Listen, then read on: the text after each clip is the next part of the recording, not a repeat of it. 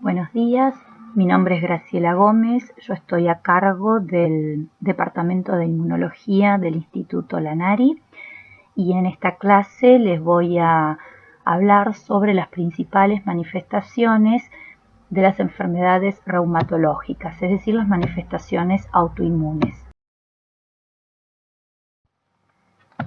Entre los temas que veremos, un breve repaso sobre el sistema inmunológico, que les quede el concepto de por qué hablamos de enfermedades sistémicas, nociones sobre semiología general y específica de la especialidad y algunas imágenes para ir grabando conceptos que vamos a ir viendo a lo largo de la cursada.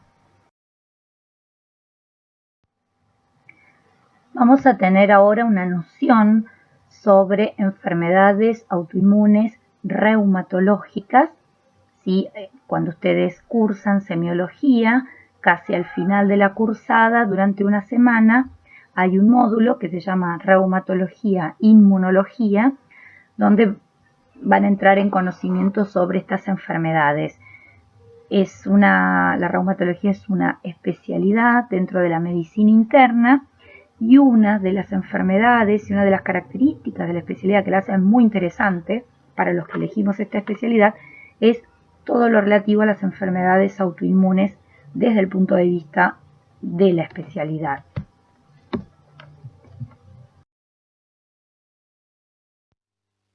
Como ustedes recuerdan, el sistema inmunológico está compuesto por el sistema inmune innato, que es el mecanismo de defensa inicial, es la primera línea de defensa, es un mecanismo de defensa no específico que empieza a actuar de minutos a horas y está compuesto por elementos humorales y celulares. Estos detectan y eliminan señales de peligro contra patógenos y los targets son de origen bacteriano o de origen molecular. Dentro de los componentes humorales se encuentran los receptores tipo TOL, los receptores NOT, las caspasas, los inflamosomas, las proteínas de complemento, las proteínas del sistema de complemento, y dentro de los componentes celulares, como ustedes recuerdan, los monocitos, macrófagos, polimorfonucleares, las células natural killer y las células dendríticas.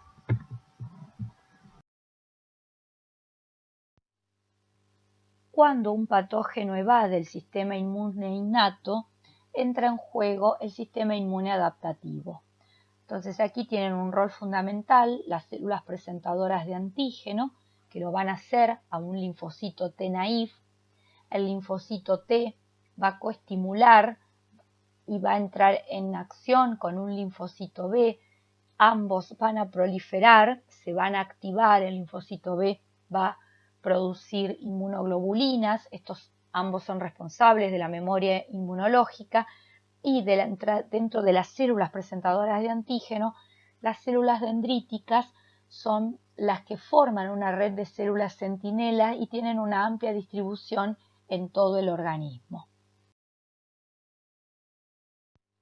En este gráfico vemos el sistema inmune innato con los componentes moleculares, los inflamasomas, las caspasas, las interleuquinas, y en el otro lado el sistema inmune adaptativo, las células dendríticas, ¿sí?, presentadoras de antígenos, los linfocitos T y el producto, digamos, final, que es la producción también de las citoquinas inflamatorias. Entonces tenemos aquí los conceptos de autoinmunidad, que está presente en todas las personas, con presencia de autoanticuerpos, de linfocitos T, que es totalmente distinto al concepto de enfermedad autoinmune. La enfermedad autoinmune es el resultado final de la alteración de uno o más mecanismos básicos que regulan la tolerancia inmunológica. Entonces, la principal característica de las enfermedades autoinmunes es la inducción de una respuesta inmune contra antígenos propios y como consecuencia el daño a tejidos propios. Existen mecanismos de autoinmunidad exógenos como el mimetismo molecular, la estimulación superantigénica, los coadyuvantes microbianos y mecanismos de autoinmunidad endógenos, como la alteración de la presentación del antígeno, como un aumento en la función de los linfocitos B, defectos de la apoptosis, desequilibrio de citoquinas, alteraciones en la inmunorregulación, que no son el objetivo de esta clase, pero que sirven un poco a manera de introducción en lo que vamos a seguir ahora. Las enfermedades autoinmunes pueden ser órgano-específicas, como en el caso de la tiroiditis de Hashimoto o la miastenia gravis, o pueden afectar a varios órganos. Una enfermedad compromete varios órganos, como el caso del lupus eritematoso sistémico, que en un 50% de los pacientes puede afectar el riñón, pero también los pacientes pueden tener compromiso de piel, en articulaciones, pueden estar comprometidas las serosas, el sistema nervioso, el caso de la dermatomiositis, que es una enfermedad con compromiso del músculo y también puede verse comprometida la piel o el intersticio del pulmón, es decir, órganos específicas o una sola enfermedad que puede afectar a varios órganos o sistemas.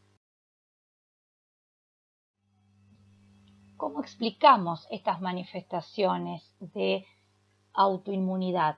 No hay un mecanismo simple, se necesita que haya convergencia de varias anomalías y hay factores importantes que tienen un rol en la aparición de una enfermedad autoinmune.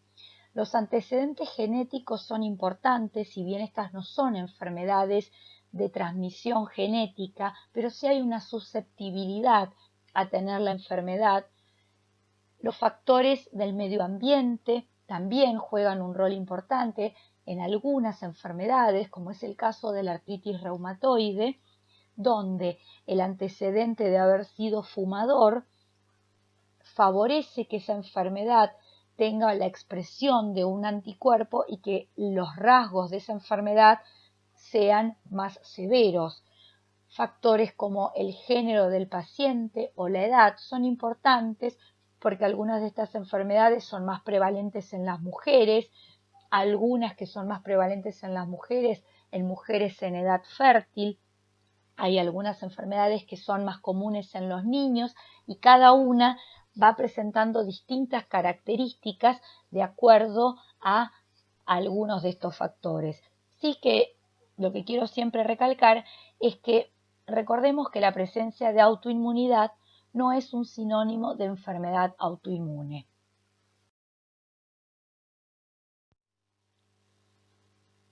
Otra de las características de las enfermedades autoinmunes es que se benefician con fármacos inmunosupresores, es decir, responden al tratamiento inmunosupresor, pero antes de dar un tratamiento inmunosupresor, uno tiene que tener la certeza de que ha descartado, o la mayor aproximación a la certeza posible de que ha descartado otra causa, como podría ser una enfermedad infecciosa o una enfermedad oncológica. Entonces es importante en estas enfermedades siempre hacer diagnósticos diferenciales.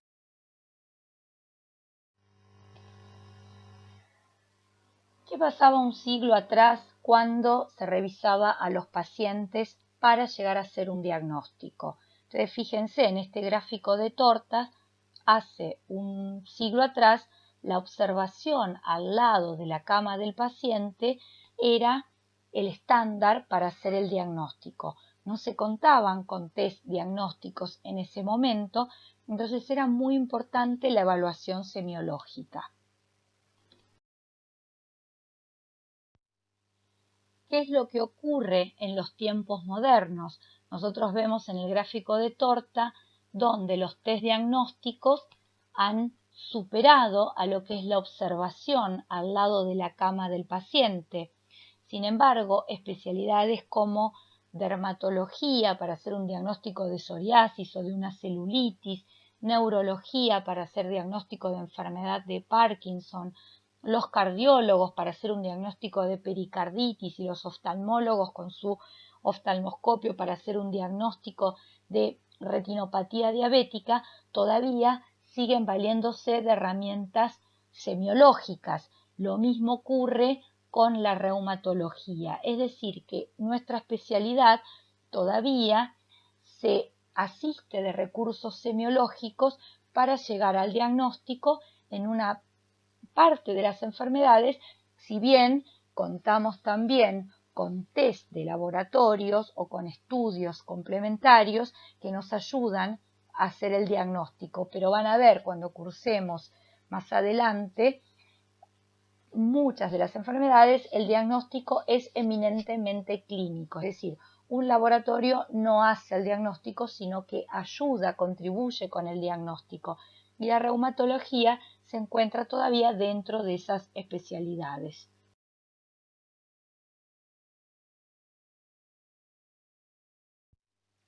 Hablamos de compromiso sistémico de las enfermedades autoinmunes cuando hay afección de distintos órganos como piel, mucosas, articulaciones, músculo esquelético, compromiso del pulmón, del corazón, renal, del sistema nervioso o de las células de la sangre.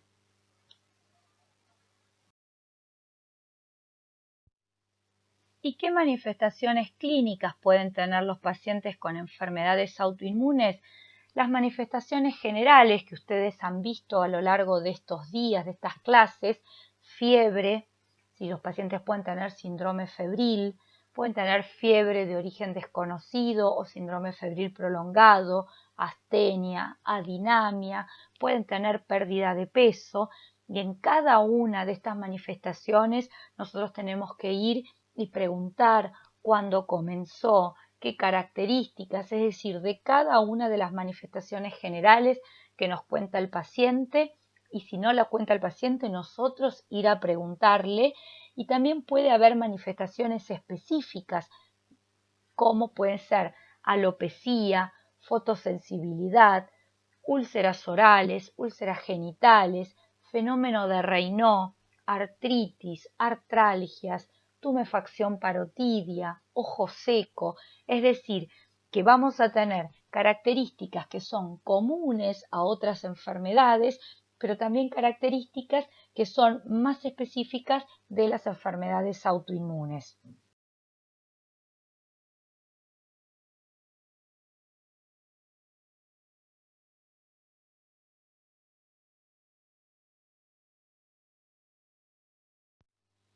Por ejemplo, en esta diapositiva podemos ver una paciente que tiene una dermatomiositis y tiene un rash eritematoso en el tronco, en la cara anterior del tórax. Esto se llama signo de la V del cuello. Este rash también lo tiene en la raíz del brazo derecho, en la cara, sobre los párpados. Sin embargo, la paciente que está en la otra imagen, con la misma patología, tiene una distribución diferente, el eritema es menor, ¿sí? y las características, digamos, esto sería una paciente con compromiso en la piel. Estas son otras imágenes de pacientes con compromiso cutáneo por enfermedades autoinmunes. Van a ver, por ejemplo, en esta mano que estoy señalando que hay un eritema sobre los nudillos, es decir, a la altura de las metacarpofalángicas y un poco menos sobre las interfalángicas proximales. Uno lo que puede ver es que hay eritema. Esas lesiones tienen un nombre y se llaman signo de Gottron y son específicas, es decir, yo veo un paciente con esto, más otras características del examen físico y no necesito hacerle ningún test diagnóstico porque estas lesiones son muy características. Cuando estas lesiones están sobrelevadas, ¿sí? Se llaman pápulas de Gottron. Aquí es signo de Gottron, esto es pápula de Gottron. Y es la misma enfermedad. O sea que los pacientes no siempre tienen todos de la misma forma de presentación, pero son lesiones muy características de una enfermedad autoinmune que se llama dermatomiositis. En este caso, en esta imagen, el eritema, o sea, el compromiso de la piel es en todo el tronco, fíjense, también en los brazos, ¿sí? Que llega hasta las manos, y esto también se puede ver en algunas enfermedades autoinmunes como el lupus o la dermatomiositis, pero bueno, uno en este caso no puede hacer diagnóstico solo por ver la imagen, porque también podría ser que este paciente haya hecho una reacción alérgica a una droga y tenga este eritema.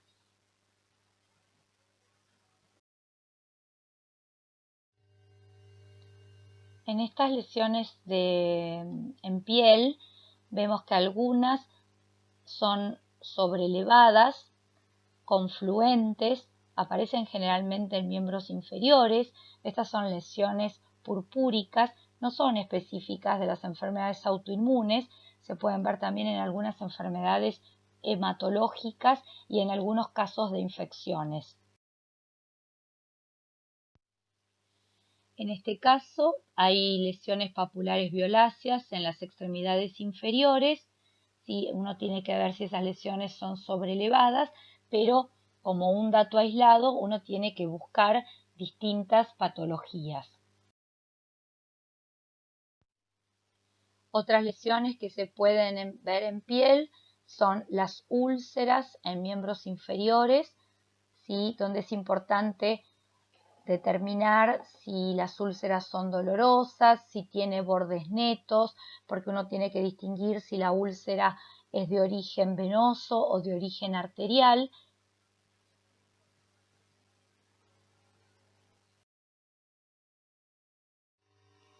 Y otras lesiones que se pueden ver en la piel son depósitos de calcio, ¿sí? En los tejidos blandos, eso se llama calcinosis, ¿sí?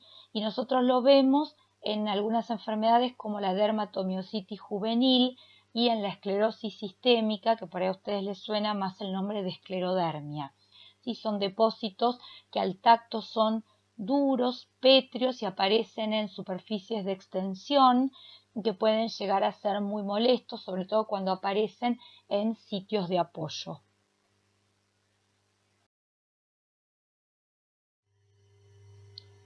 En esta imagen vemos una paciente con lupus eritematoso sistémico que tiene actividad de la enfermedad y como una expresión de actividad de la enfermedad tiene mayor caída de cabello con áreas de alopecia.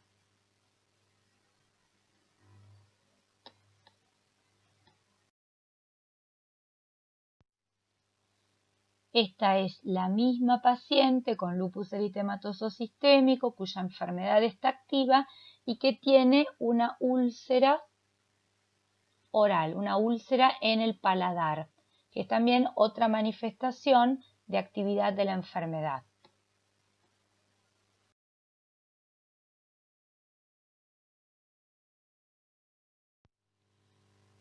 Otra de las características semiológicas en las enfermedades autoinmunes es la presencia de fenómeno de Raynaud.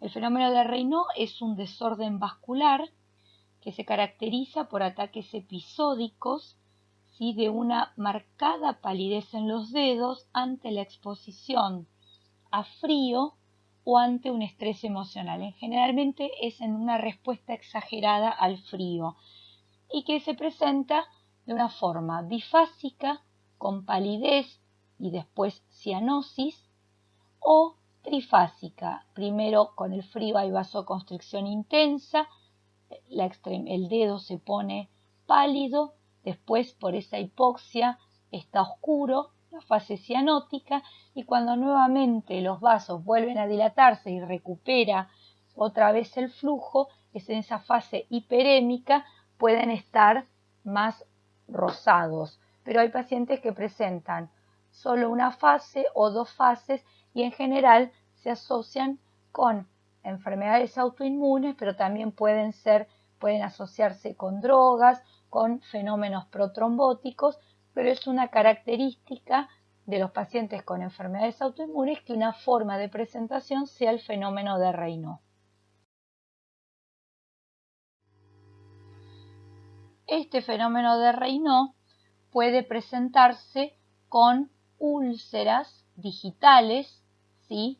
Porque es tan intenso la vasoconstricción que el fenómeno de Raynaud se acompaña de úlceras digitales y ahora un poco más de gravedad de la patología. Otra de las características que pueden tener los pacientes con fenómeno de Raynaud son cicatrices puntiformes en los pulpejos de los dedos que se conocen como pitting scars.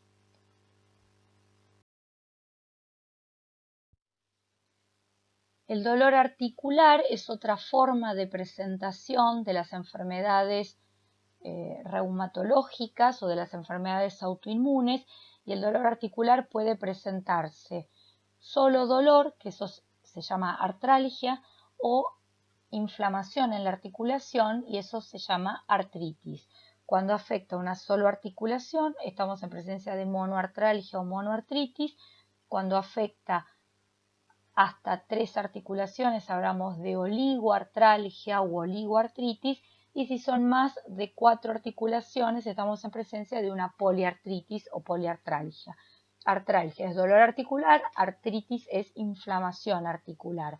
Y cuando nosotros estamos ante presencia de un paciente con dolor articular, tenemos que preguntar las características del dolor para terminar de definir si ese dolor es un dolor inflamatorio, es decir, un dolor que aparece cuando el paciente está en reposo y que comienza a aliviar cuando el paciente realiza una actividad. Además, también es importante cuál es la edad del paciente que tiene dolor articular, el sexo del paciente, y si el paciente ha estado expuesto a alguna actividad laboral o ha estado expuesto o ha tenido alguna exposición ambiental.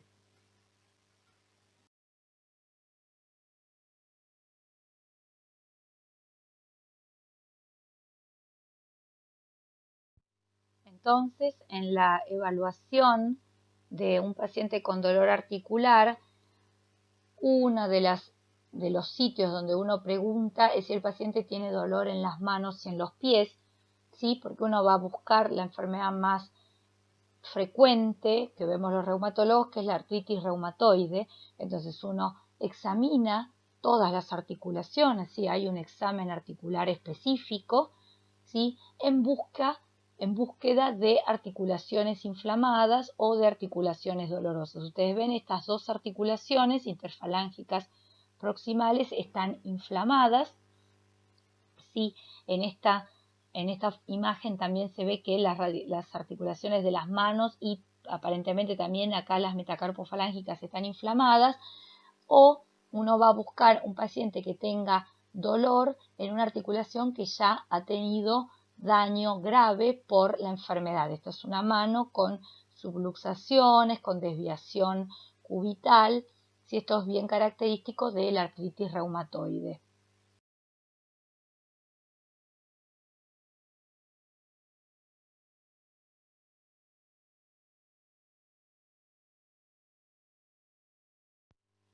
Si buscamos dolor articular, también tenemos que hacer la distinción en los pacientes con osteoartritis, que es la artrosis de rodilla, cadera o columna, donde las características del dolor ya no son las de un dolor inflamatorio, sino un dolor de tipo mecánico. ¿Qué significa? En pacientes de edad avanzada o pacientes que han sobreutilizado mucho esa articulación, como el caso, por ejemplo, de los jugadores de fútbol con sus rodillas, uno va a buscar si el dolor aparece cuando el paciente empieza a hacer actividad, empieza a caminar y le duele la rodilla, ¿sí? Y alivia cuando se queda quieto. Entonces acá tenemos las dos distinciones, lo que es un dolor mecánico, como se ve en la osteoartritis, y el dolor de tipo inflamatorio, como se ve en las enfermedades inflamatorias. Esto solamente es para que vean una radiografía de un paciente con artrosis de rodilla, donde se ve que el espacio articular está disminuido en uno de los sectores de la articulación a nivel cóndilo femoral, platillo tibial. El espacio está reducido comparando con el contralateral.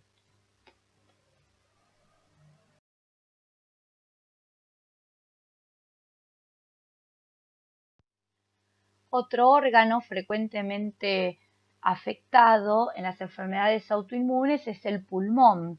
Y en el pulmón lo que podemos ver es que los pacientes pueden hacer diversos compromisos. Se puede afectar el parénquima pulmonar, entonces los pacientes tener enfermedad pulmonar intersticial, puede haber nódulos pulmonares, puede haber hemorragia alveolar, ¿sí? Como se ve en algunas formas de vasculitis, puede haber derrame pleural, es decir, que el pulmón es otro de los órganos que puede expresar una alteración en las enfermedades autoinmunes. ¿Qué otras manifestaciones clínicas pueden tener los pacientes? Compromiso gastrointestinal, con reflujo gastroesofágico, con disfagia, con cambios en el ritmo evacuatorio y presentar deposiciones diarreicas. Los pacientes pueden presentarse con debilidad muscular y ahí uno tiene que indagar si la debilidad muscular es proximal, si es distal, si tiene trastornos deglutorios, si tiene tosis palpebral para ir pensando en diagnósticos diferenciales. Los pacientes pueden presentar parestesias en miembros inferiores o superiores y ahí uno piensa en compromiso de nervio periférico. Los pacientes pueden presentarse con compromiso ocular y tener uveitis, escleritis, epiescleritis, amaurosis, fugax y ser manifestaciones oftalmológicas de una enfermedad autoinmune. Y un órgano muy importante que nunca debemos olvidar es el compromiso renal.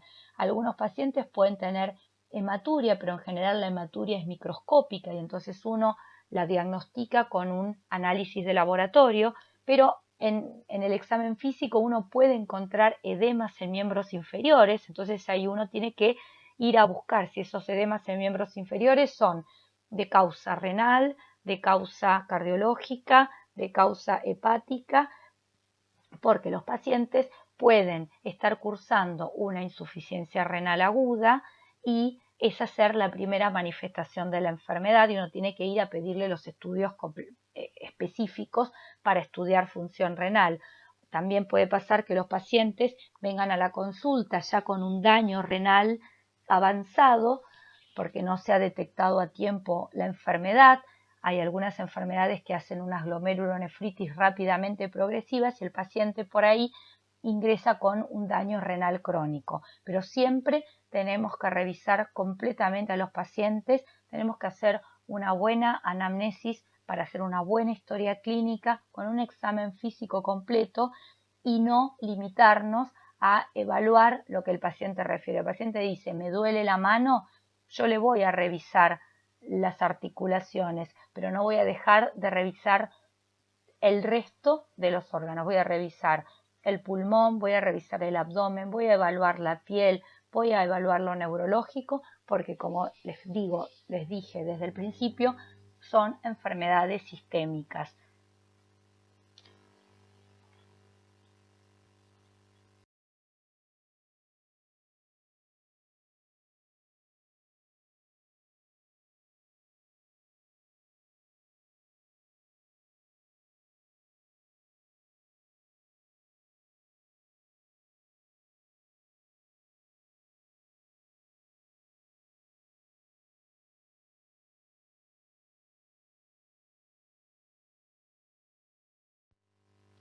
Bueno, y para finalizar, espero que les haya quedado el concepto de que son enfermedades, por qué se llaman enfermedades sistémicas, que la evaluación clínica, como dije anteriormente, es muy importante y la historia clínica necesita de una buena anamnesis y un examen físico. Tenemos que descartar en estas enfermedades causas infecciosas, causas oncológicas, por eso siempre vamos a pensar en diagnósticos diferenciales y eso es un tema que ustedes van a ir escuchando a lo largo de la cursada y que como son enfermedades sistémicas, y ustedes vieron que se comprometen diversos órganos, es muy importante el trabajo en equipo entre distintas disciplinas.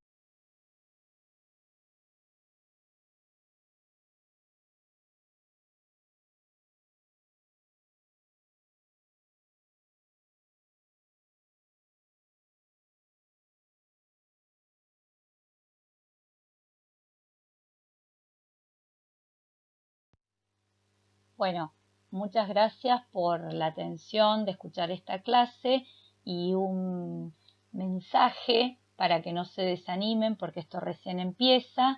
Esta es una foto con compañeros suyos de hace 5 años, ¿sí? Que estuvieron acá en semiología, que hicieron el 5.º año con medicina interna. Y bueno, yo los tuve en la comisión y ya estaban terminando y nos tomamos esta foto. Todavía estaba una mesa de mármol en el primer piso que ustedes van a conocer, que ahora está un poquito más cambiado, pero bueno, no se desanimen, es una carrera muy interesante, es muy linda, tengan paciencia, estudien mucho porque el único secreto es que le dediquen tiempo, que se esfuercen y las cosas van a salir bien. Les deseo mucha suerte y nos estaremos viendo en la cursada de reumatología. Muchas gracias.